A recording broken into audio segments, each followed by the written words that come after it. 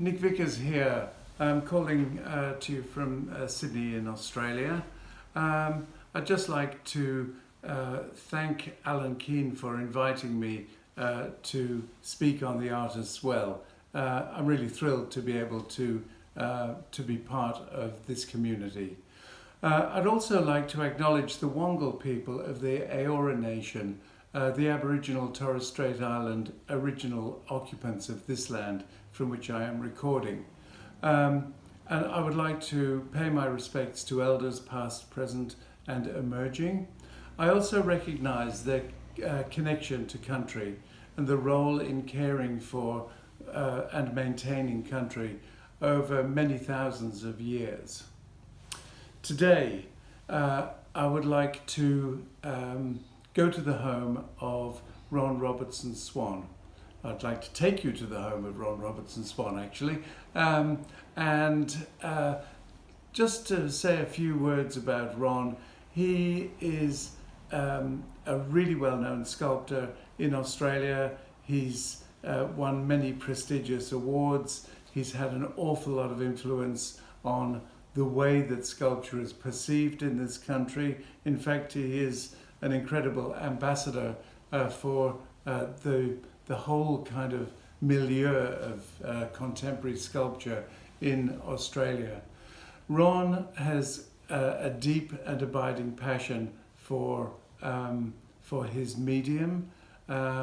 He has been involved with sculpture for quite some time as a student at East Sydney Technical College, but also in the early days of his career, he went to St. Martin's School in London. He worked with Henry Moore and then came back and took up the role of head of sculpture at his alma mater, East Sydney Technical College, from which he has just recently retired.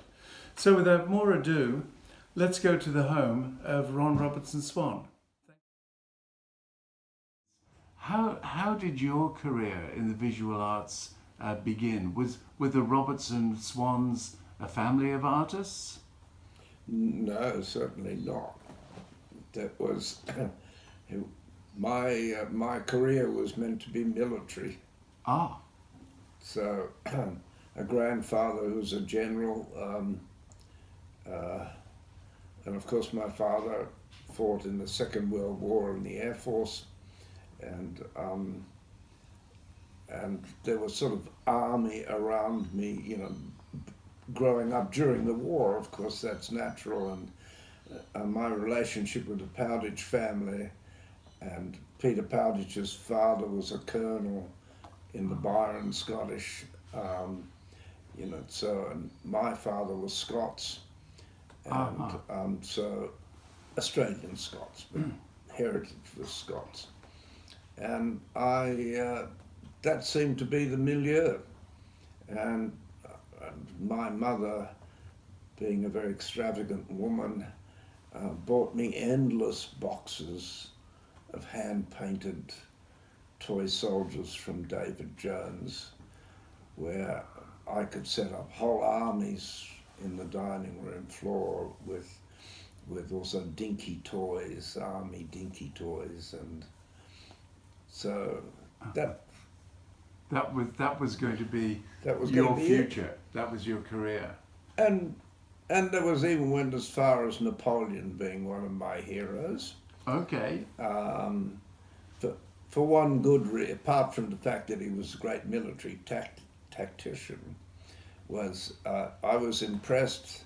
As a commoner, I realised the only way I might get to somewhere else was what he did. Was when he was being crowned, he took the crown out of the hands of the church and put it on his own head. And I thought, yes, that's the sort of cheekiness that and defiance that appealed to me as a young man. And it was an era when defiance was kind of becoming celebrated, wasn't it? You know, it was this kind of the, well, I guess the 50s, which was leading up to the revolutionary 60s. Mm. But it was still the 50s. Yeah, yeah. And and the other thing is an irresponsible, laissez-faire mother. My father, who was in the Air Force during the war and then after the war went into the Merchant Navy. And so he was what shrinks called an absentee father. Uh-huh. So my mother ran everything. And she had no responsibilities other than her 3 children. She didn't have to be there for my father, who wasn't there anyway, or only occasionally. Mm-hmm. So we lived, she just went wherever she wanted to go. So, I went to school. yes, I was just about to ask. In Sawtell, Murwillumbah, Taree, wherever she turned up, they booked me in. So this was day school, not boarding school? Day school, yeah. Yeah. And at what point did you come to Sydney? It was always Sydney was the base. The same house in Bellevue Hill all of our lives. Ah. And it's a wonder it wasn't emptied out every second month, because she would leave a note on the door saying the key's under the mat.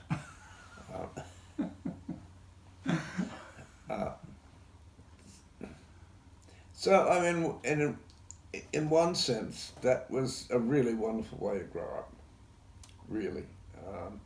I miss where she should have been a bit more responsible. I did go to some very bad schools. And had she booked me in properly to a school where my son went, Cranbrook was one of the better schools then. Not up to scratch with Sydney Grammar, but it was a very liberal school, and that would have been good, and I would have got a decent education. Some of the teachers there were pretty well known, weren't they? Yeah. And Martin Sharp was a student there at that time. Well, I knew Martin really well, and the great teacher there was Justin O'Brien. That's the one. But I actually knew Justin O'Brien when I was a student at East Sydney, so I missed him as a teacher, but I didn't miss him as an influence and a man. Yeah. So that brings us to East Sydney. East Sydney Technical College was part of the TAFE system. Yeah. And after school, did you gravitate towards there because you felt that it would be an interesting thing to do, or what brought you there? I've got to go back a little bit further. I did all my schooling, I think, by the time I was 15. Ah. So I was 2 years too young when I finished everything. I think I should have been 18 or something. I worked in an insurance company and an advertising company, and I just wandered around the city basically.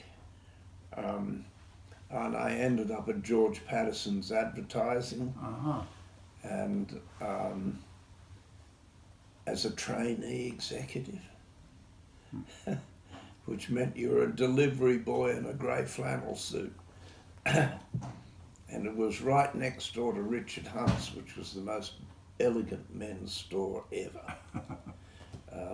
And that's where most of my salary went, I think. Because I didn't need the money. I didn't have to have a job. But in those days too, to make you a man and to be responsible, you paid rent when you started to work. Ah. This, yeah. Yeah. Then the money my mother spent on my clothes or whatever obliterated all that. So that was just what you did. So was it through the advertising that brought you to East Sydney Tech, or inadvertently? There was a printmaker painter called Peter Wright. Do you remember? Oh, Peter, yeah. Yeah. We were both in Dispatch together, Uh-huh. and we both went up to East Sydney Tech and enrolled in a night class. Incredibly arbitrary. Dadswell happened to be the teacher, and there happened to be a nude model. Oh, so it was a life drawing class? No, or it was a sculpture class. Oh, okay. We had to, instead of drawing, we had to draw the model in wire, Ah. you know, rather than pencil on paper. A lot of sculptors, and you're one of them, you don't start with the drawing, but you were saying at one stage you started trying that and it didn't work for you.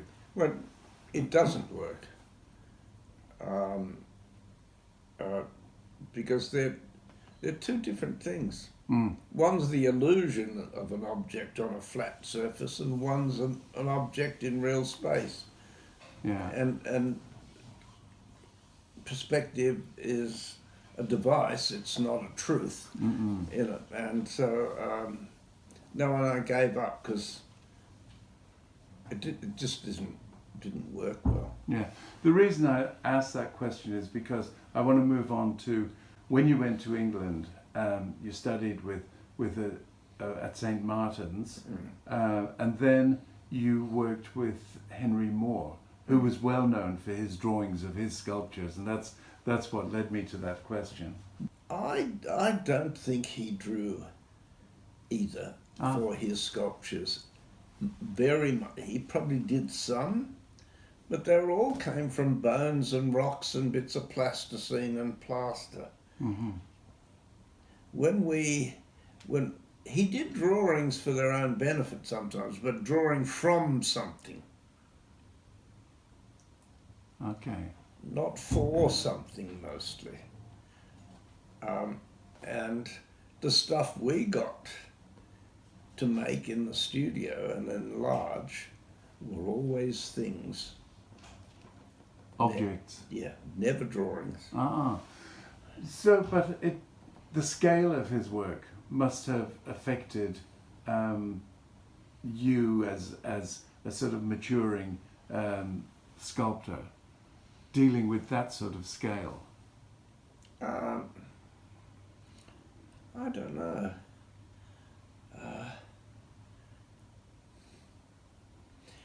I certainly learned an enormous amount about scale and the change of the way things are perceived when they change scale. So we would make something of Henry's, say as big as this room. But the changes we would have to make from the original to make it look like the original were sometimes surprisingly dramatic. And you were with him for about 3 years, weren't you? Yeah. Yeah. I was lucky because even when I was working at Henry's, and I showed at the Casman Gallery, which was like the major modern art gallery in England. That's where Morris Lewis showed, and Anthony Caro, and Kenneth Noland, and Jules Zalitsky, and Larry Poons, and wow. So that was, and I sold some works through that gallery. Yeah. So Anthony Caro must have been a big influence as well. This is the complicated thing that I've had to live through. Caro was enormously encouraging of me, and we had lots of arguments about things like colour. It was called the School of Caro, but it really should properly be called the School of St. Martin's.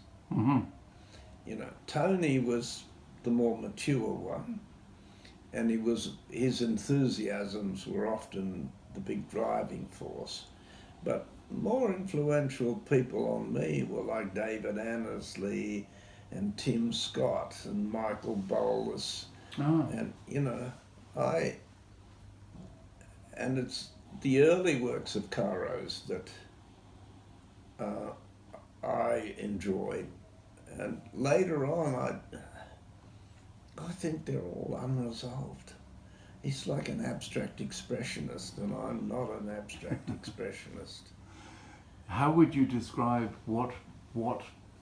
where your sculpture fits in?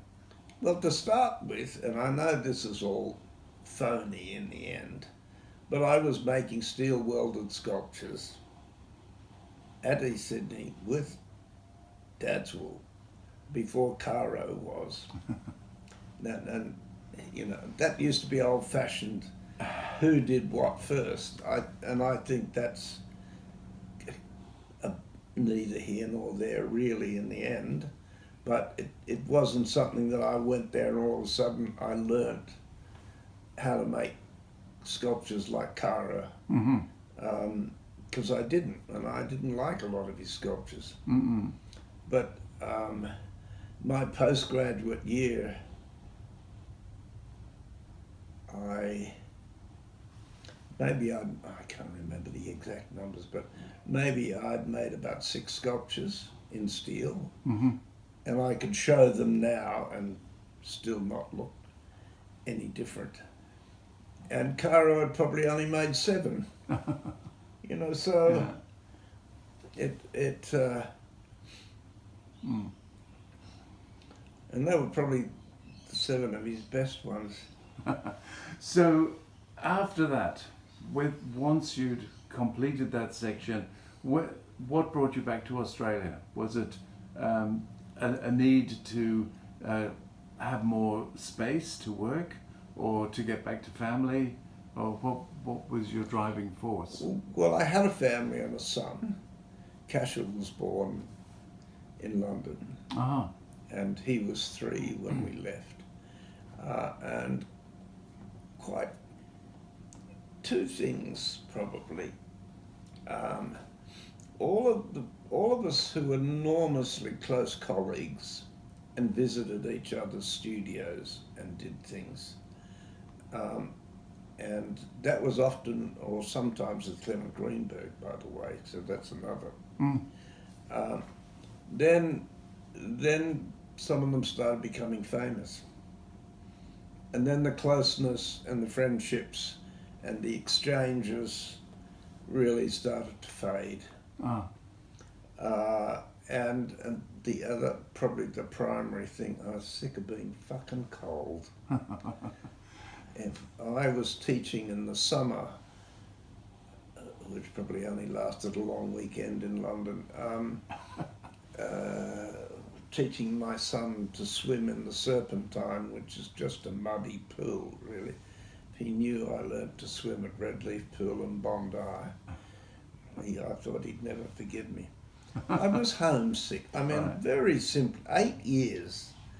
8 hard years. Surviving in London was hard survival. In that 8 years, just for our Irish people that are watching, did you get across to Ireland at all? No, sadly. Oh dear, yeah. Despite your best friend in London at that time being the great Liverpool-born Irish writer James Farrell. Yeah. I didn't even get to Scotland, which I thought was my homeland.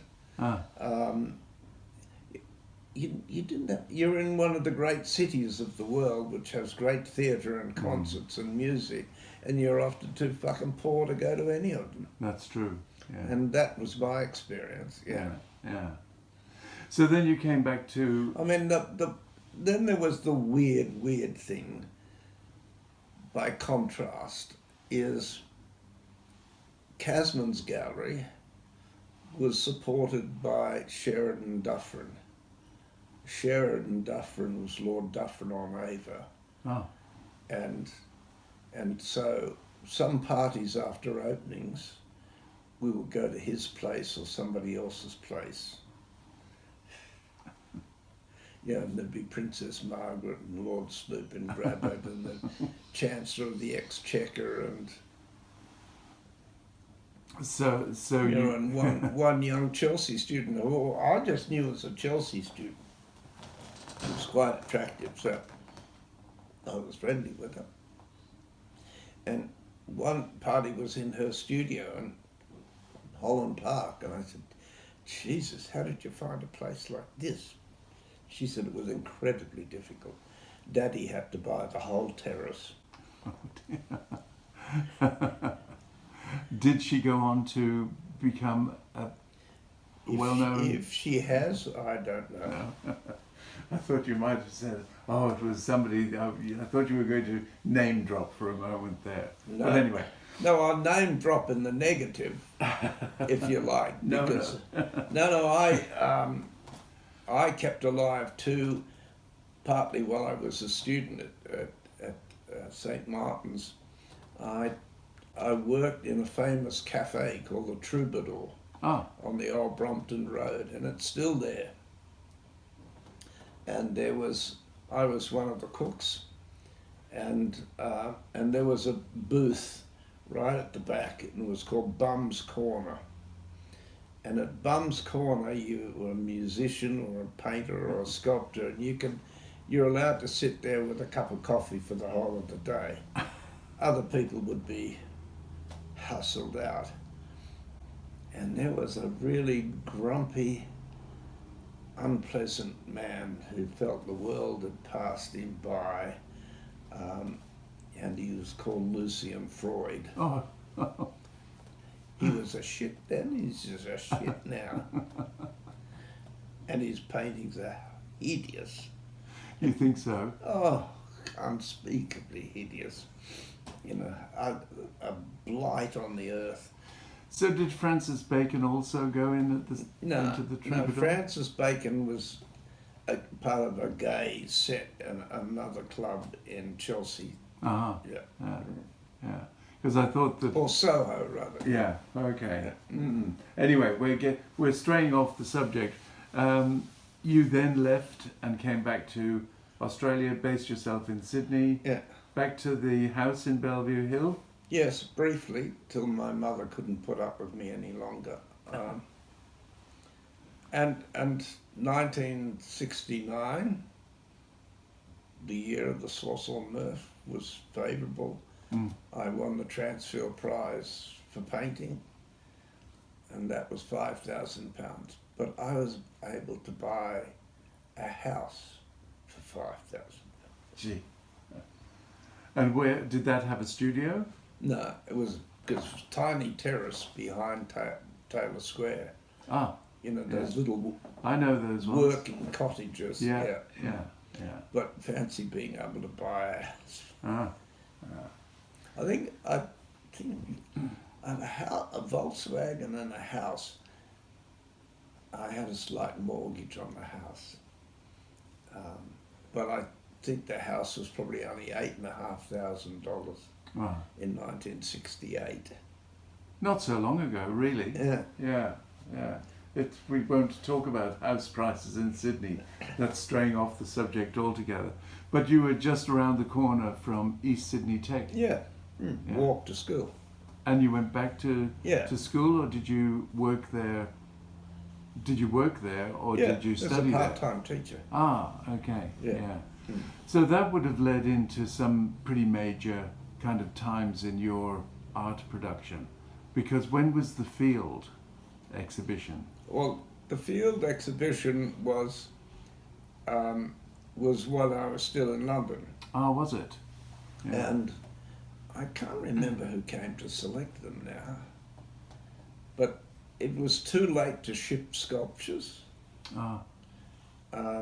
So they selected 3 paintings, which they unstretched, rolled on a drum, and air freighted there and stretched them here. Right. And when I arrived back in Australia by boat, because I had lots of books, and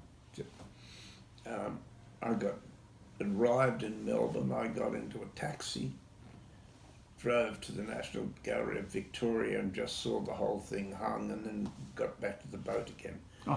So I didn't even go to the opening, because I was on the way to Sydney then. Yeah, but that must have been quite a moment when you walked in there to see all of those hard edge paintings, those geometric works, colour field works.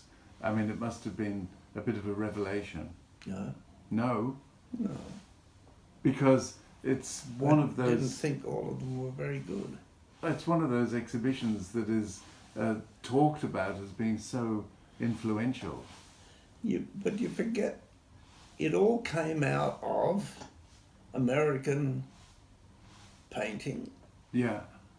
and they all showed at Casman's with me. Ah, yeah. So I knew them all, Right. and in fact, I was the go-to guy when they were putting up shows, because I was good at stretching paintings, and a sculptor, I was very practical. So I knew them all. Right. And they were all better than what I saw in Sydney.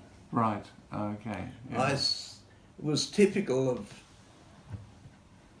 Australian art that look at stuff from art magazines.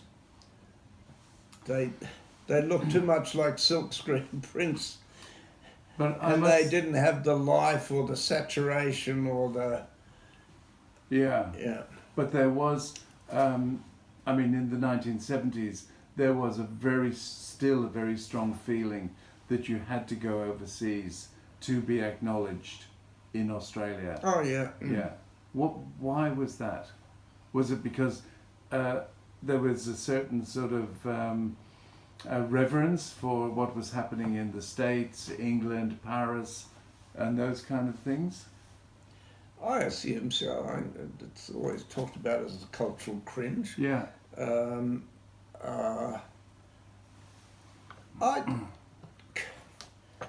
I just assumed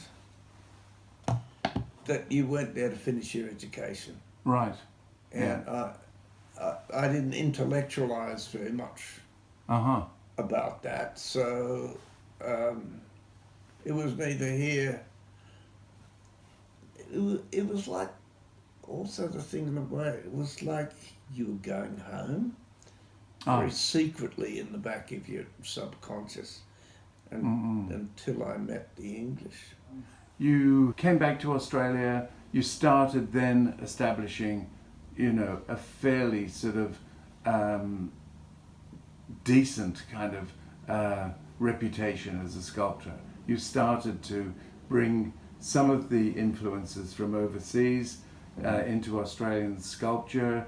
As a teacher, you started being a mentor to some of the next generation of sculptors coming along. I treated them as colleagues rather than their teacher. I did teach, so that was the other thing. And the painters didn't accept me. Why was that? I was a sculptor. Oh, okay. Just for that very reason. Yeah. Yeah. And that had something to do with the opinion makers of the day. Daniel Thomas saw the field show and dismissed my paintings, but had done an article on me in London about my sculpture. So he said, the paintings aren't much good, he's a sculptor. But I doubt that would have swayed you or convinced you in any way to just be a sculptor, because you're not. No. But it had a big effect on people who would give me shows of my paintings and how I was regarded here. Yeah. A big effect. For sure. Yeah. And then finally, the Transfeld Prize for painting came up, and I assumed it was going to be an Australian judge. Right. And at the very last minute, I found out it wasn't. It was someone who owned Art International. Was the owner and editor of Art International. Gosh, that's terrible not remembering his name. And I thought, what the hell? Yeah. I'm not an Australian judge. That prejudice is not going to operate. And I won. Yeah, yeah. And the painters hated me even fucking more. So I can't tell you how po-faced all this was. So what was happening then with your sculpture? We're going back now to the 1970s. What were the pivotal works that you recall? I can't say that sensibly because I just go from one work to the next. The 70s, I'd have to check this out on my biography. Mm-hmm. But there were some seminal works, I think. Yeah. One was Cyclops. Cyclops, I had that in. Yeah. And Elvira Madigan. Oh yes, they're both together on your website. Mm. Yeah, yeah. So they were major works. Yeah. For me then, yeah. And where did you? I mean, you work a lot with color in your work, and the colors that you choose they've almost got your name attached to them. You know, Okay. you use the same colors all the time. That particular sort of yellow, the blue that you use. There's a magnificent red work that is on your website, and it was in the sculpture exhibition at Bondi. You know, what brings you to these colors? Oh, I like them. You like them? I try to form, in the sculptures that I make in particular, form is primary. Colour is secondary. You can put one on, take it off, put another one on. And the sculpture is not going to change dramatically. So my whole attempt is really just to get the mood right. Mm-mm. And someone it could have been Tony Caro in London, he said if you had a Rolls Royce and a Mini Minor standing together, and the Rolls Royce was red and the Mini Minor was black, it would look wrong. And that's kind of a way of what the character and mood of a work, the colour you use to reinforce that mood or character. Mm-hmm. And that's what I attempt to do. I don't always get it right, and often I change the colour. You've seen old cars when the rust goes So No, I know. I actually thought that was probably one of the reasons that you went into the colour, but yeah, I also sort of attached a lot of kind of psychological meaning to why you chose that colour. I mean, that red sculpture in particular, with the sea in the background, just looks. It's such a powerful statement. Yeah. Yeah. Well, because it's an extra thing you can do. Yeah. And I think it literally does. When it works, it reinforces the intent of the sculpture. And where do you get that done? Do you have to take those sculptures to a particular spray painter, or? Well, no, I have to take them to a factory to get them hot zinc sprayed. Right. But then I bring them back and I undercoat them and paint them myself. Ah, okay. And there's a whole lot of subtle things in there, particularly in a sanctum that you're talking about, is they're sometimes sprayed with 2 or 3 colours. Oh, okay. So on the inside, there might be a much lighter red than the red on the outside. Okay. So there's things begin to open up and put light inside the sculpture.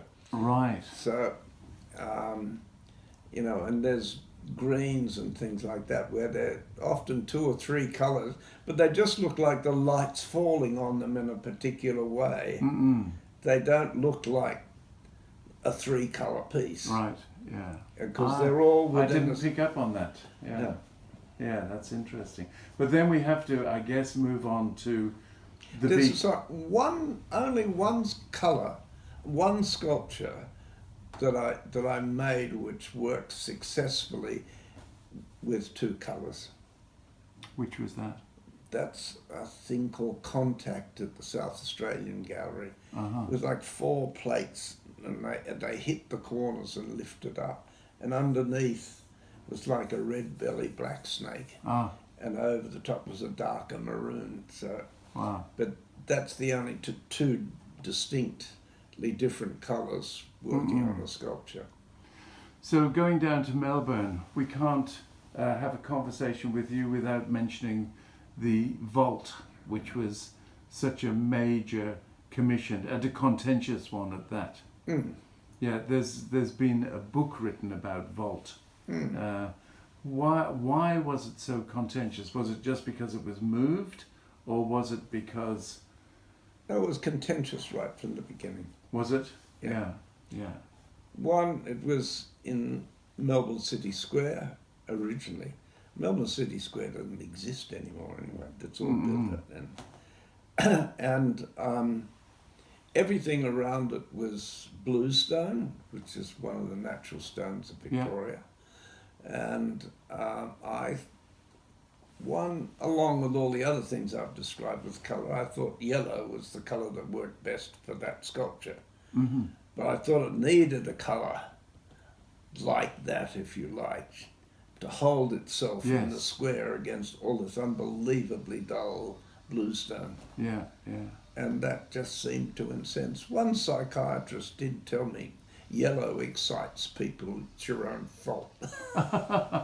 You remember back in the 1990s, early 1990s, when I set up the sculpture terrace at Sydney University. That's going back, and at that time there was not a lot of excitement or interest in sculpture, or it was very limited. You know, why was that? Ignorance. Yeah, I noticed that when I first came to Sydney that there was very little public sculpture. Statues. Statues, and definitely. That's what they called them, even up to that point. Yeah. And, you know, somebody had asked me what I did, and I'd say I was a sculptor, and they'd say, are you an artist as well? Meaning, do you paint? Right. And it's Sculpture by the Sea is the one thing that turned that around. 5-year-old kids go and want to see the sculpture. Yeah. When that first started, sculptures were statues. Yeah. And that's the only way people identified them. Yeah. I think that was a key time. I mean, your influence on Australian sculpture has been quite monumental. Sorry, I shouldn't have used that word, monument, but yeah, it has been monumental. I mean, statuesque perhaps, but you have kind of promoted sculpture to the point where, you know, I think that it's become not just an accepted art form, but it became the talking point of Australian criticism for a good 10 to 15 years. And you know that artworks go in and out of fashion. I believe that there's a 40-year kind of cycle. You know, that's why ceramics are now back in. You know, sculpture did come back in a very big way, but you were quite responsible for changing the attitude towards sculpture, getting it in, you know, funded by the Australia Council with the grant scheme. And what else do you... Well,